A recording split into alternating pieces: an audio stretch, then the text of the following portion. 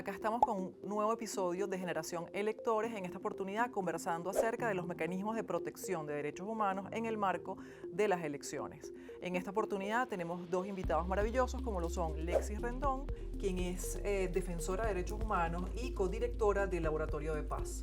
También tenemos a Óscar Murillo, que es el coordinador general de Provea y defensor de derechos humanos y quien viene además de la docencia y de dirigir la Escuela de Comunicación Social de la UCAP en el núcleo Guayana. La primera pregunta sería, en primer lugar, ¿cuáles son esos principales mecanismos internacionales de protección, especialmente en lo que tiene que ver con el contexto que permite monitorear la situación de Venezuela en el marco del proceso electoral? Vamos a arrancar con Lexis. Sí, bueno, muchas gracias. Un saludo, Óscar, gracias por la invitación. Mira, el Sistema Internacional de Protección, para quienes no entiendan o lo vean por primera vez, imaginemos que es como una empresa, una organización que tiene una estructura con diversas áreas o direcciones. Hay unas áreas vinculadas más a los aspectos políticos, hay unas vinculadas al tema humanitario, otras de desarrollo y hay otras que están vinculadas al tema de los derechos humanos.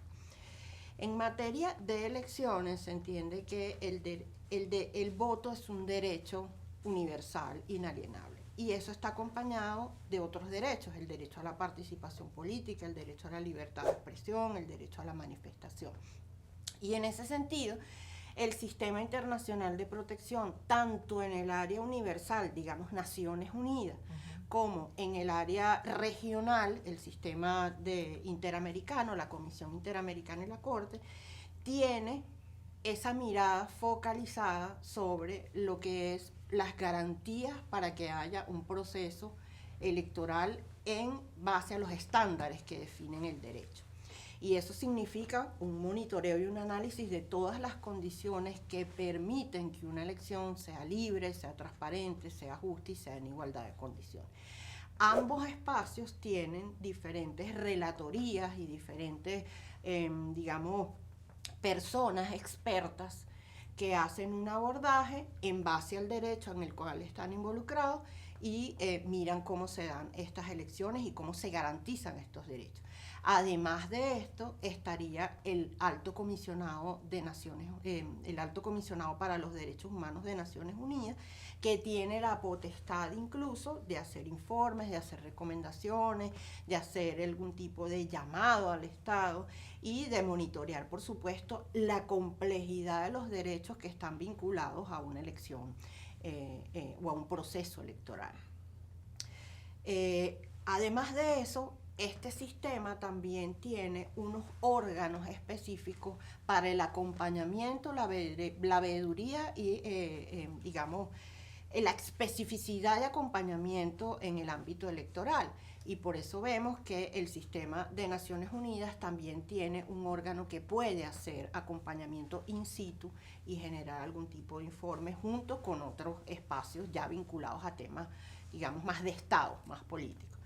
En ese sentido, el derecho a la manifestación, el derecho a la libertad de expresión, por supuesto, derechos como que haya libertades amplias para que la gente pueda reunirse, participar, son de los más mirados en torno a lo que son condiciones amplias para una elección con garantía. Ok, ¿qué me dice Óscar? Sí, yo creo que el tema del derecho al sufragio, como lo decía Alexi, no solamente está protegido internacionalmente, sino que hay que verlo no como un derecho aislado, sino que tiene que ver con la interconexión que tiene este derecho para la prosecución de otros derechos. Y esto está enmarcado en la protección de la participación política de los ciudadanos. Por lo tanto, vemos en los mecanismos de protección, tanto del sistema universal como el sistema interamericano, donde hay un desarrollo muy denso sobre la materia electoral, que ahí no solamente el exhorto a que el Estado adopte las medidas que sean, digamos, que respondan a estos estándares para permitir la participación política a los ciudadanos. Entonces el Estado tiene unas obligaciones que cumplir de acuerdo a estos estándares y hay también la protección de los ciudadanos que están involucrados, asociados para que este derecho se materialice de manera efectiva. Y reconocer que yo creo que yo tengo que, siempre lo comento, que el derecho al sufragio tiene como una connotación también como el derecho a la libertad de expresión. La libertad de expresión te permite acceder a otros derechos, digamos, en el tema de visibilidad, de exigibilidad. El derecho al sufragio se tiene que ver nada más y nada menos con que permitir que el pueblo sea el dueño de su destino político. Esto tiene que ver con la formación del poder político. En la medida que esa formación, es decir, en el momento en que se está gestando la materialización de la soberanía popular a través de ese voto, de ese sufragio, que tiene que ser universal, que tiene que ser directo, que tiene que además ser garantizado, que esto pues lleva o nos lleva a muchísimos años de lucha y conquista. Por ejemplo, en el caso venezolano hay muchas fechas importantes, icónicas. Para mí, la de 1946 con la Asamblea Constituyente en ese momento, y que termina con la Constitución del 47, consagrando un derecho que hasta ese momento había sido todavía restringido de acuerdo a diferentes formatos. Es decir, no todos los venezolanos eran tomados en cuenta para que pudieran ejercer libremente el derecho al sufragio. Es para mí un momento importante que luego viene a ser protegido y garantizado en estos estándares que comentaba mi colega Lexi en su participación. Ok, o sea que vemos que los mecanismos están. Ahora les Claro. pregunto, en este contexto electoral político, ¿se han identificado patrones de persecución, de violencia a derechos humanos? Y si es así, ¿qué permite establecer que ese patrón se ha identificado? Sí, ok, mira, Seguimos con las damas, sí, damas primero. justamente hoy el Laboratorio de Paz, que es la organización en la que yo participo, estamos haciendo un corte a 60 días de lo que va a ser la elección presidencial. En teoría estamos en un periodo de comisión electoral. Hablando incluso, concatenándolo con la pregunta anterior, en marzo el alto comisionado se pronunció diciendo que las condiciones que se estaban observando en Venezuela estaban siendo muy preocupantes en base a que no se estaban permitiendo las garantías en los estándares en materia de lo que es un comicio electoral. Eso quiere decir que hay una observación, y la propia Comisión Internacional de Derechos Humanos también ha hecho algunos pronunciamientos llamando al cese de la persecución política para que haya libertades amplias para la participación de los ciudadanos y las ciudadanas. Nosotros hemos hecho una contabilidad, te la voy a leer para no Claro. inventar cifras, que es que han ocurrido 24 detenciones arbitrarias en el periodo de esta elección contra líderes políticos y líderes sociales. Perdón, ¿y cuánto abarcaría ese periodo específicamente? Es desde Enero. enero hasta esta fecha. Sí. Sí, porque lo hemos ampliado, porque en teoría desde enero están sucediendo cosas vinculadas al tema electoral. O sea, este año está asignado por ese tema. Entonces, tenemos 24 detenciones arbitrarias a líderes políticos y líderes sociales, tenemos 10 detenciones arbitrarias por ejercer el derecho a la libertad de expresión, uno de los derechos vinculadísimos al tema electoral y a la expresión del voto, 13 estaciones de radio cerradas van hasta este momento, 5, y ahora se suma uno ayer, 6 hoteles que han sido sancionados por prestar el servicio a personas que reivindican algún tipo de acción política, digamos, de liderazgo político. Y además hay 47 medios de comunicación que permanecen bloqueados a la comunidad, digamos, a la ciudadanía, al país.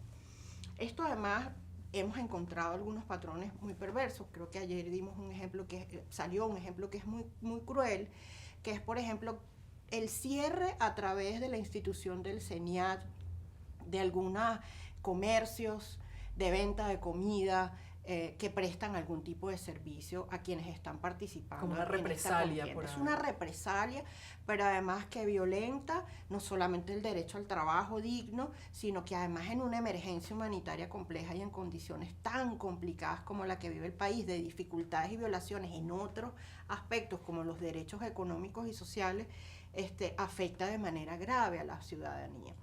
Entonces son mecanismos para amedrentar a una sociedad que se organiza en su derecho a la participación política y al derecho a expresarse libremente y reunirse para que no lo haga.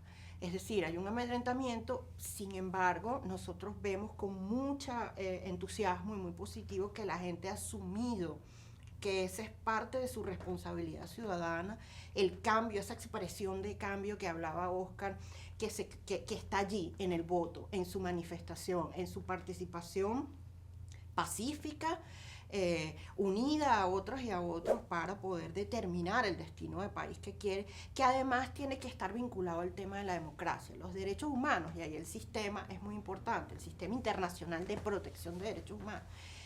Hay principios que son fundamentales. Uno de esos es el principio a las libertades democráticas. Y las libertades democráticas son las que garantizan que haya un corpus que garantice derechos humanos. Y esa es la evaluación que también están obligados estos sistemas, incluso por una obligación universal, de que todos avanzados en la medida que estos derechos se cumplen, de garantizar que este tipo de acciones sean monitoreadas, sean rechazadas, que haya otras recomendaciones para lo que es el abordaje en campaña de la ciudadanía. Oscar, bueno, hemos escuchado estas cifras que creo que son contundentes y hablan por sí solas, pero más allá de las cifras, ¿qué nos permite establecer el patrón? Sí, como lo evaluamos en la primera parte, hay unos estándares y es fácil reconocer que esos estándares hay un incumplimiento por parte del Estado para permitir que ese derecho al sufragio se desarrolle ampliamente. Por ejemplo, hemos visto en esta temporada preelectoral, que ya tenemos estos números, restricciones importantes y con algunos antecedentes incluso nunca vistos, o digamos unos precedentes importantes como las arbitrariedades que se han dado en el proceso de registro de las candidaturas, ¿no? Que más allá de la persona o no que esté involucrado en ese proceso, es una arbitrariedad que no se había cometido en procesos anteriores. ¿Okay? Es decir, es negarle el derecho de participación política a la postulación de alguien para un cargo público. Eso, allí hay una restricción, una arbitrariedad que hemos dicho que no había ocurrido antes de esa manera.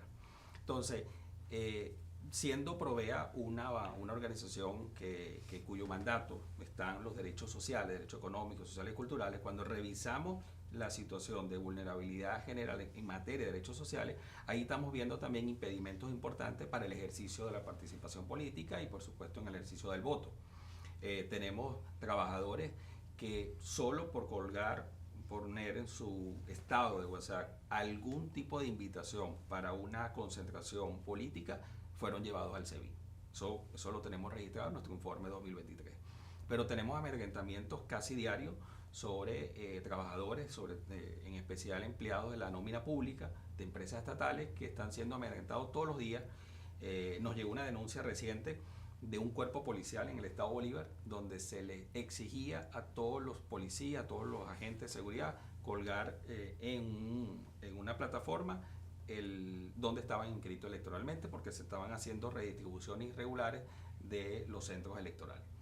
Ayer estuvimos visitando una comunidad en La Lucha, donde tradicionalmente, históricamente, en ese centro de votación existían 4 mesas de votación, ahora fue reducida a 2, y los votantes que estaban allí, los electores, van a ser migrados y no se les ha informado. Eso también va a afectar el día de la elección.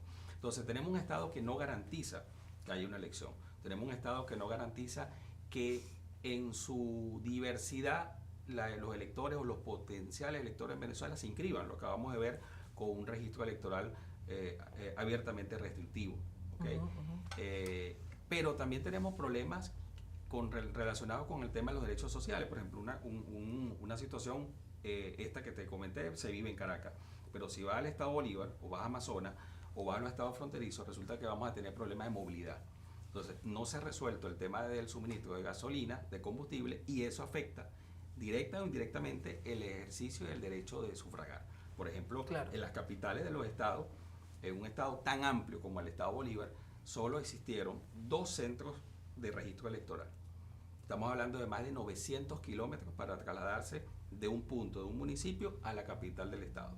Es muy difícil que con los problemas de combustible y los problemas, digamos, propios de servicios básicos, puedas trasladarte y hacer ese traslado para poderte inscribir. Me refiero a nuevos electores. Aún así, y esto quizás define el momento que estamos viviendo, tenemos una enorme expectativa de cambio. La gente supera todos estos obstáculos para participar, para defender su derecho a participar, pero tenemos un campo minado deliberadamente desde el poder, desde el Estado, que debe garantizar todo esto, pero lo ha minado, lo ha llenado de obstáculos para que este derecho no se ejerza abiertamente o como lo establecen los estándares internacionales. Claro, y yo quisiera que, o sea, con esta situación que nos han descrito, que además es de una complejidad enorme, donde hay desde eso, sentar precedentes en cosas inclusive que antes no se habían visto, y cosas como penalización directa a cualquier persona que quiera participar, formar parte, ¿cuál es la importancia de trabajar junto, de la mano con las organizaciones y con como la vigilancia temprana? No solamente desde el punto de vista de los ciudadanos, que muchas veces pueden sentir, oye, he sido víctima de esta violación, pero no sé a dónde ir, o esto no tiene ningún sentido reportarlo, sino inclusive hacia adentro de los movimientos políticos, del liderazgo, que por su propia condición política sienten que tienen que tener como digamos, brindar una imagen de resiedumbre, de que se puede soportar. ¿Cuál es la importancia, sin embargo, y a pesar de eso, de acompañamiento con las organizaciones y de conocer que existen unos canales, que es el trabajo que ustedes hacen, además de poder documentar, vigilar, todo lo que tiene que ver los pasos que son tan importantes? Bueno, yo creo que la sociedad venezolana ha sido muy resiliente y ha aprendido mucho de procesos anteriores. Este no es el primer proceso, digamos, electoral donde el sistema ha tenido que tener algunos abordajes para decir no hay unas elecciones que fueron, digamos, legítimas, transparentes, competitivas.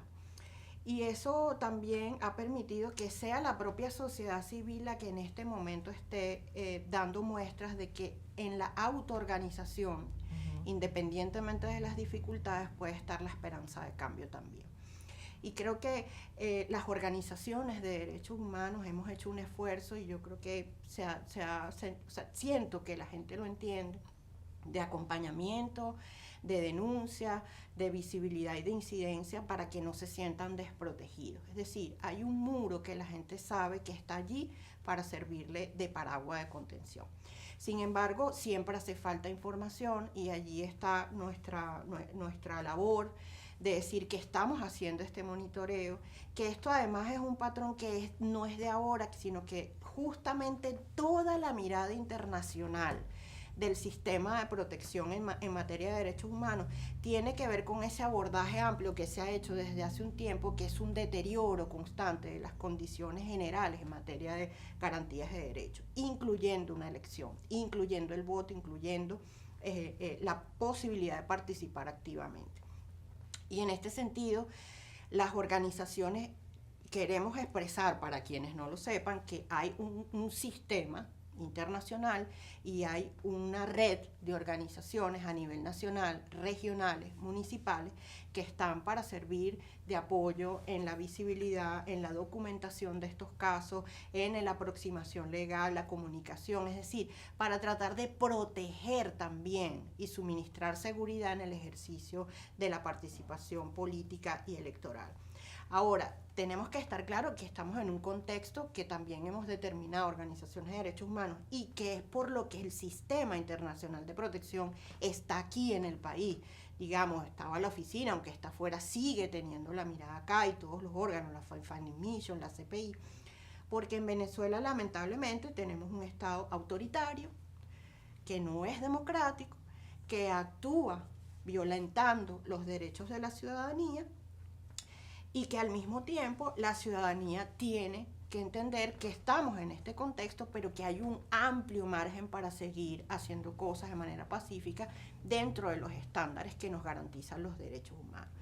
Así que lo más importante ahora es saber que hay diferentes órganos, instituciones, organizaciones, y hay que encontrar la manera de estrechar alianzas para que cada quien pueda ejercer una labor, para que el ejercicio del voto en las presidenciales pueda ser un resultado contundente que garantice que lo que la gente expresó es lo que va a ser el reflejo del destino del país.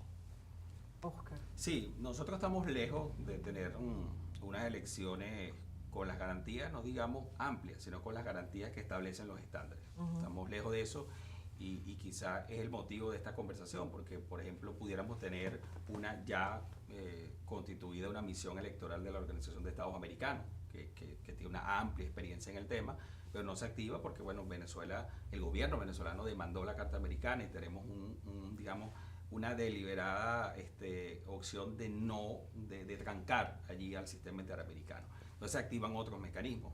Tenemos la misión electoral de la Unión Europea, que hizo un trabajo importantísimo en las elecciones regionales, generó un informe que digamos, con voluntad política, si así existiese dentro del gobierno, hubiésemos podido marchar hacia una ruta de ir corrigiendo todos aquellos obstáculos que la misión electoral de la Unión Europea lo dejó claro, y que para nosotros, las organizaciones de la sociedad civil, en especial las que trabajan en el tema electoral, es una bitácora de aquellas cosas que tenemos que ir conduciendo para corregir las fallas estructurales que hoy día no garantizan positivamente, digamos, el tema de los derechos electorales.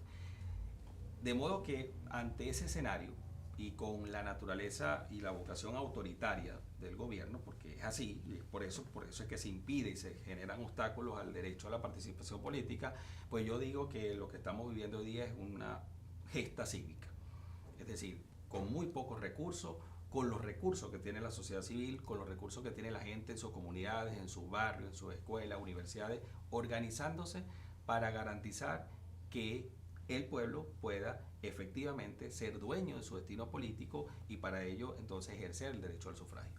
Esto es una gesta cívica que se hace, como te digo, en medio de muchos obstáculos, con muy pocos recursos, y en el medio de una emergencia humanitaria compleja que no la podemos dejar de lado. Es decir, estamos en una ciudadanía que a diario sobrevive, ¿no? Sobrevive a la precariedad de los servicios básicos, a salarios insuficientes, pensiones y jubilaciones que no alcanzan para una vida digna. En medio de eso hay este gran impulso de cambio, porque no es un cambio cualquiera, digamos, es el cambio político para transformar las realidades que hoy no satisfacen a la inmensa mayoría de los venezolanos.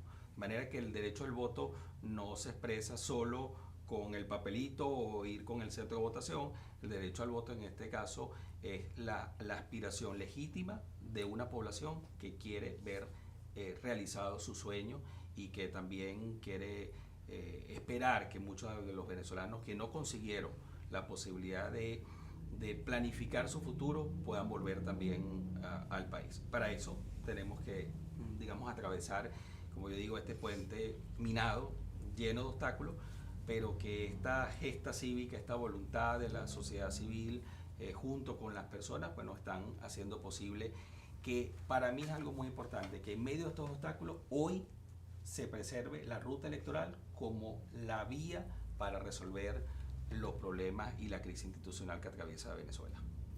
Ok, y pensando en esa gesta cívica, también hay una gesta cívica del lado de los defensores de derechos humanos. Entonces, un poco abordar el tema del derecho a defender derechos y cuáles son los desafíos que enfrentan los defensores de derechos humanos en Venezuela, no solamente en el contexto político o electoral, pero también pensando, y sobre todo un poco el análisis de lo que tiene que ver con las restricciones, persecuciones y amenazas, y ellos, a pesar de eso, pues los defensores de derechos humanos también están sufriendo todas estas cosas de las que habla Oscar, es decir, de la carencia, la crisis de servicios, la crisis humanitaria compleja, y están además en un ámbito que los hace todavía más vulnerables.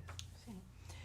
Bueno, lo principal quizás para entender esto a quienes nos ven es que en materia de derechos humanos, de estándares, lo que determina, digamos, la relatoría experta en materia de la defensa de derechos humanos y de personas defensoras, es que toda persona que actúe en favor, en promoción, en garantía y en evitar violaciones a derechos humanos se convierte en una persona defensora de los derechos humanos. Y para nosotros ese es el concepto no solamente más hermoso, sino que también es el que utilizamos a la hora de tratar de evaluar cuáles son las dificultades a las que se enfrentan estas personas que defienden derechos humanos.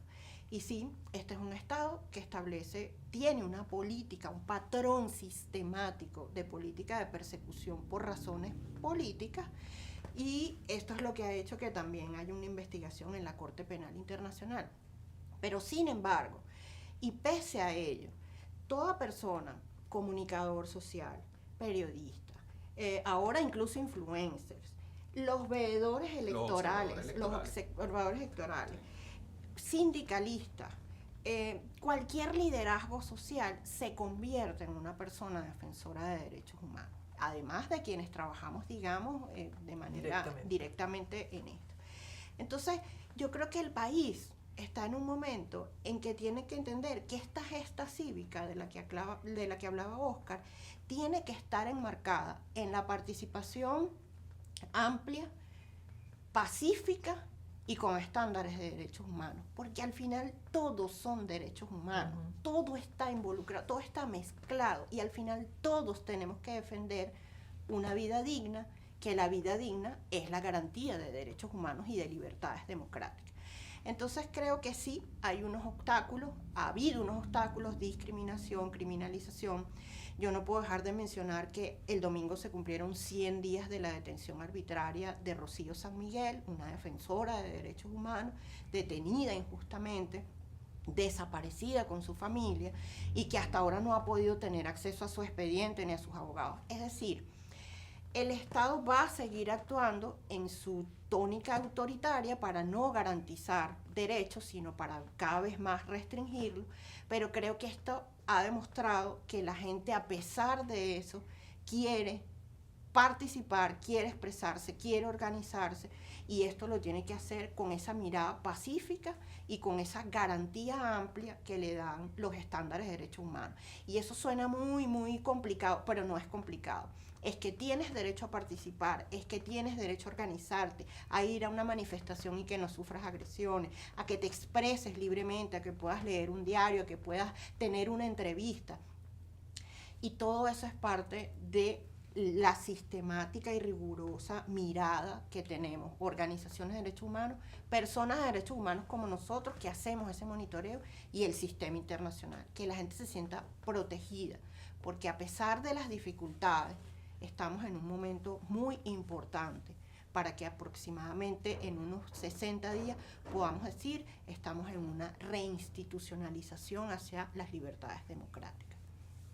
Te preguntaría, Oscar, esos desafíos en las regiones para los defensores de derechos humanos que están actuando en las regiones son distintos, tienen otros elementos, se agudizan, ¿cómo lo ves tú? No, yo creo que cuando hablamos de una emergencia humanitaria compleja, que es progresiva, que se ha mantenido en el tiempo, es decir, que ha sido prolongada y que no hay a la vista un campo de reversión si no se produce una transformación, y justamente las elecciones son una ocasión importante para generar esos cambios, tiene una connotación y tiene un impacto mayor en las regiones, al interior del país. Lo decíamos, el tema del suministro de la gasolina, suministro de alimentos, alto costo de la vida, hospitales muy deteriorados, educación en el suelo. Prácticamente nos lamentamos muchísimo que hoy día la gran mayoría de nuestros bachilleres salen del liceo sin saber cuál es su próximo paso. Algunos insertándose a un mercado laboral que no les ofrece ningún tipo de protección social, pero tienen que sumar al presupuesto familiar porque no alcanza. Esa es la realidad de muchísimos hogares venezolanos, de manera que el impacto es mucho mayor en las regiones. Yo creo que esta sociedad civil, lo digo con mucho orgullo, incluso reconociendo el trabajo de todos aquellos defensores y defensoras que han antecedido un poco mi labor en este momento, es un eslabón importante en la resistencia democrática de este país. Pero eso no es fortuito, es porque hay una herencia, hay una reserva democrática en la sociedad venezolana. Yo insisto en esto, nosotros nunca y no hemos sido un país forajido. Este es un país que arrancaba y levantaba cabeza en 1810 y buscaba la manera de hacer un congreso y tener una constitución, cosa rara en esa América de ese entonces. Es decir, buscar una partida de nacimiento, siempre insistir en que es a través de las leyes como podíamos nosotros generar cambio y progreso en la población y en las sociedades. Y hoy eso se expresa. Yo creo que esta generación de 2024 que está empujando para que las elecciones sea la ruta, que no se descarrile la ruta electoral, yo creo que son herederos genuinos de toda esa historia de aquellos que hicieron posible la elección en el año 1947 y que, fíjate, le hicieron para generar cambios en democracia, para instaurar la democracia. Y yo creo que hoy día esta sociedad venezolana, con todos los obstáculos y con todas las dificultades que hoy atraviesa, tiene el anhelo de rescatar su derecho a vivir en democracia. Y ya para cerrar brevemente, yo les diría, ¿cuál sería el consejo que ustedes le darían a como bien decía Alexis, en este momento no solamente la gente que se ha dedicado a lo largo de su vida a ser defensor de derechos humanos, sino inclusive cualquier ciudadano común puede estar amenazado simplemente por señalar una irregularidad, por tener algún tipo de actuación que es visto como una amenaza. ¿Qué recomendación dejarían en este contexto y en estos días que faltan en esta recta final? Sí, bueno, yo creo que una de las cosas principales es tratar de superar, digamos, la parálisis del miedo, que es precisamente lo que un Estado autoritario busca. Hay que asirse más a la garantía de derechos, a esos derechos que tenemos y que no nos los pueden quitar, pero entiendo que muchas personas también prefieran no involucrarse sino hasta el momento del voto o de alguna forma no denunciar públicamente. Todo eso es posible. Yo diría que cada persona en cualquier rincón del país donde se encuentre, es cierto que en las regiones las dificultades son mucho más gravosas que acá, pero que pueda encontrar un medio de comunicación de confianza, un periodista de confianza, una organización de derechos humanos que las haya en todo el país o una persona defensora de derechos humanos de confianza, donde pueda también no solamente apoyar en lo que está vinculado al tema de la elección, sino también sentirse acompañado en caso de alguna represalia o de algún tipo de intimidación. Y si no tiene alguien de confianza, entonces buscar el teléfono de Provea, el Laboratorio de Paz, de todas estas organizaciones que estamos allí y que además en este periodo estamos más activas, estamos más entrelazadas, estamos trabajando como un sistema también para la protección y la garantía de los derechos humanos, incluso para la posibilidad de salvaguardar vidas y libertades. Entonces es el momento de organizarse, y es organizarse para la participación política, en paz, en el voto, pero también organizarse para encontrar mecanismos y lazos de seguridad, de personas que nos puedan acompañar y que nos puedan aconsejar y que nos puedan, digamos, dar los mejores mecanismos para sentirnos más seguros, pero no dejar de hacer. Este es un momento para la organización, para la ciudadanía, para esta gesta democrática. Es un momento muy importante. No hay recetas. Venezuela nunca ha sido de recetas. Cuando en Latinoamérica había dictaduras, aquí estábamos en una democracia. La CIDH se funda por un venezolano junto a un venezolano, Rómulo Gallego. Nosotros hemos enfrentado una emergencia humanitaria compleja cuando nadie sabía lo que era eso. Así que estamos en un momento de darnos una transición en paz, democrática, sin revancha, sin discriminación, con inclusión y sin persecución a la venezolana, a nuestra forma, y tiene que ser de la manera en que es nuestra idiosincrasia, que es de colaborar, que es de la amistad, que es del amor y que es del profundo compromiso con las libertades genéticas, como decía Oscar, por la dignidad de este pueblo. Oscar. No, me encanta eso que dice Alexis y además creo profundamente. Aquí está bien que hagamos estudios de transiciones, yo insisto, va a ser un cambio a la venezolana, a la criolla, como lo hemos siempre hecho. Yo confío mucho en la organización ciudadana, porque ya ha estado puesta a prueba. En las primarias ahí hay experiencias genuinas de organización ciudadana, superando miedos, obstáculos. Yo me encontraba en Upata, al sur del estado Bolívar, y decidieron no prestar, ni siquiera permitir que en la plaza pública, la Plaza Bolívar, se colocara una mesa. Bueno, se fueron a un negocio al lado. De manera que yo confío mucho en esa organización ciudadana genuina, que ha demostrado vencer el miedo. No es que no exista el miedo, pero lo ha logrado vencer para no paralizarse. Yo creo que hoy día el llamado, y me gustaría hacérselo, el llamado a las instituciones sociales de este país. Yo creo que este no es un momento para callar.